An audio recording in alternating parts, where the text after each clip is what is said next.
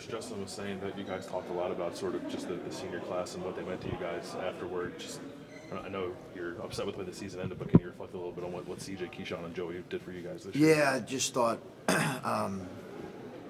it's tough. It's tough when you feel really good about three guys that have all spent varying time here wearing a Buckeye uniform, but who absolutely,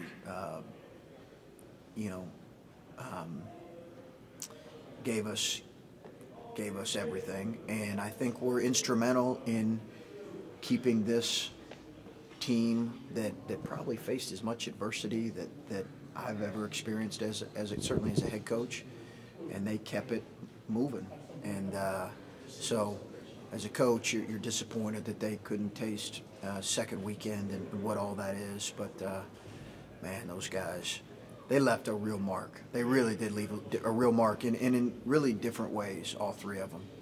Chris, there's been some talk about appreciating what you guys had already accomplished as a coach. I know you wanted to win tonight, obviously, and keep playing. Yeah. Will it take time to get over it, or will you start immediately looking toward the future? Where do you go from here? I think it'll take some time, just because you're obviously disappointed, and I think as a coach you're always looking at could we have done some things differently, better. But I think that I'm really proud of our group. I'm incredibly proud of this team, maybe as much as any team I've coached. To be honest with you, I've really enjoyed coaching them. We've had our rough days, but to be one of the final 32 teams standing, and I thought we competed tonight really well. We just couldn't quite get it in the second half to where it was within. I think we cut it to 5. We just couldn't quite get it to where we needed to. You mentioned that they within 5. You had some great comebacks in the second half. Wisconsin, Michigan State late at the end. What were they able to do? Hey, Kyle, can you put something in one of those doors that keeps slamming, like a towel or something there? Sorry about that. The comeback. What usually be able to do to prevent you from coming back? We had trouble guarding the ball. I thought their senior 25 made some really important plays when they needed it, and when we felt like we were getting it right there where it was a one-possession game. They would come up with a loose ball or a rebound or whatever the case may be. So, they're a really good team. All credit to Houston. But, man, I'm super, super proud of. I'm just incredibly proud of this group. Offensively, you turned the ball over the first 3 possessions of the game, and then you call a timeout. In the first play you run, you turn a screen to get Caleb with a shot on the perimeter. Yeah. Were you just trying to get him the ball at that point? Well, it's something we've run a few times, not a whole lot, a few times. Honestly, it was more a byproduct of we felt like he would get a clean look. That was really the reason on that action. I know exactly what you're talking about. We knew it would be very hard to get him long post, outer third touches because they were going to send multiple bodies. And we thought potentially we could create some scoring opportunities. We just had trouble kicking it out of the trap. Chris, what sort of lessons did this team learn that you think will benefit the program going forward? I think there's a lot, and I may need time to process all that, Adam, fully, because there was as much in this season, like I said, in terms of just stuff that this team had to go through and deal with. The 5-game losing streak, you can go down the line. I've never had that with a group that much. So I think there is some real lessons in grit and perseverance and the importance of staying connected and the importance of having a group that believes in each other and believes in something. Along those lines, the last 2 weeks make you the proudest because you just weren't sure what was going to go down, and it just kind of came together. Yeah, I think obviously I would have loved to get this group to the second weekend, and feel bad that as a coach I was not able to do that. But like I said, I don't know that I've ever been more proud of a team.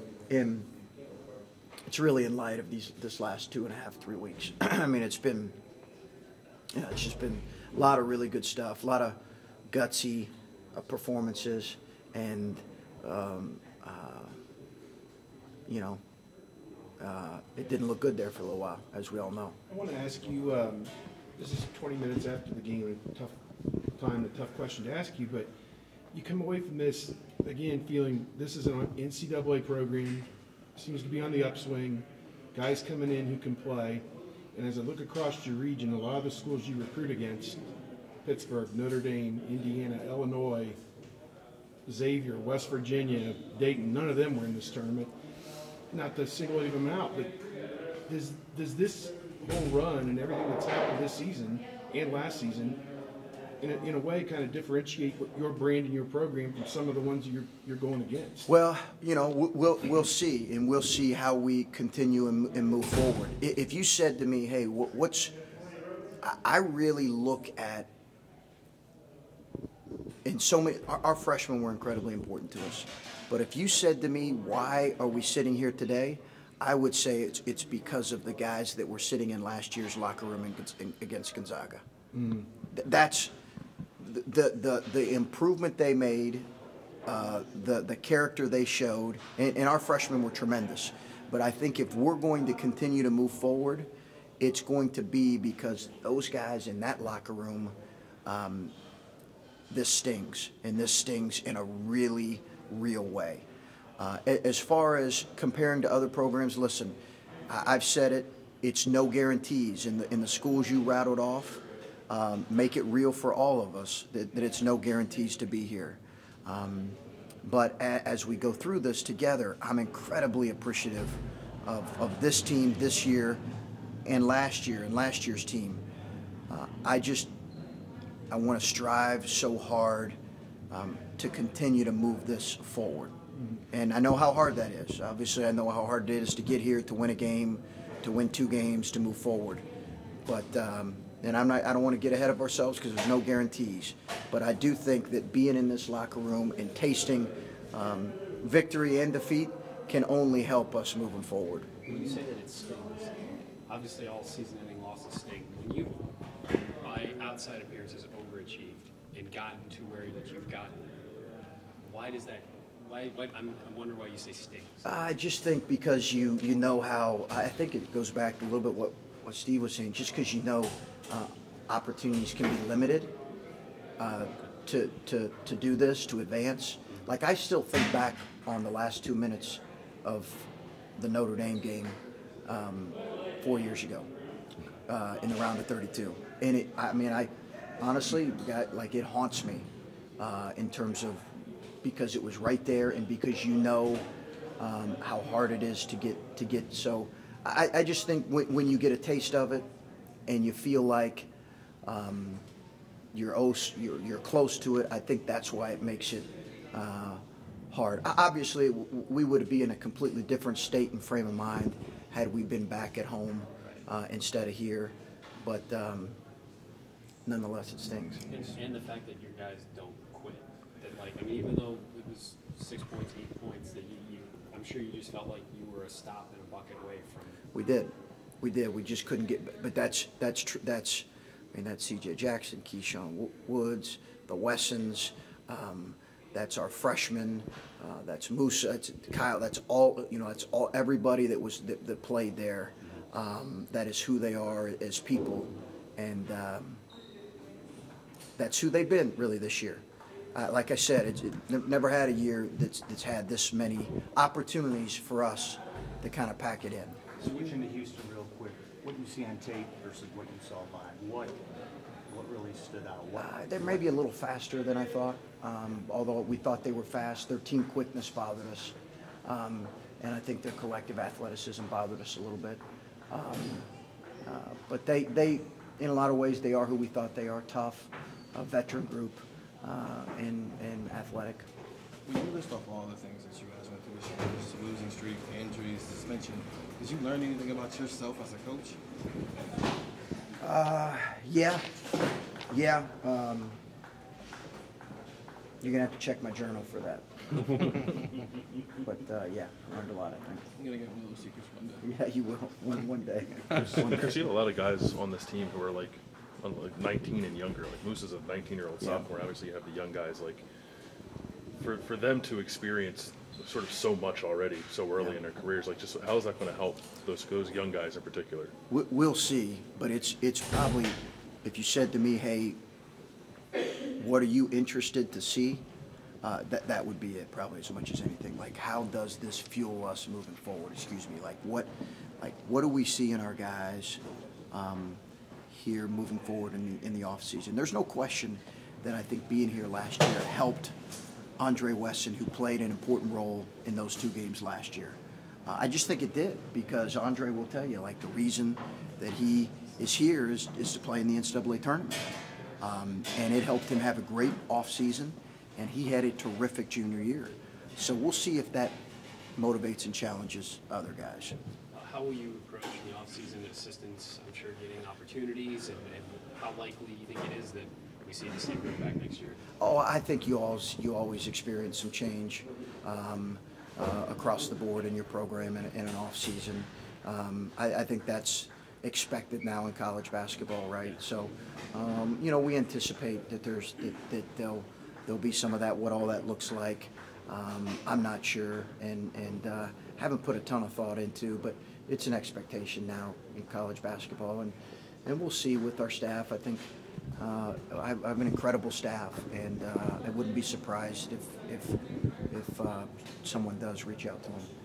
Chris, I know like long term, simply just getting here is not the benchmark or the goal for the program. But like when you took this job, was it like what was the goal when you immediately got here?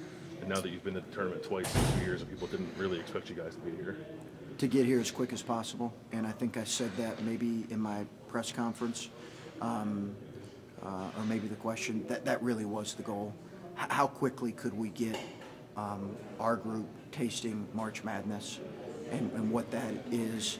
And we've got talented kids and talented players, and I didn't know when all that would happen given all the changes that came upon us there and when we took over the program. But that was it, Now, again, I didn't know.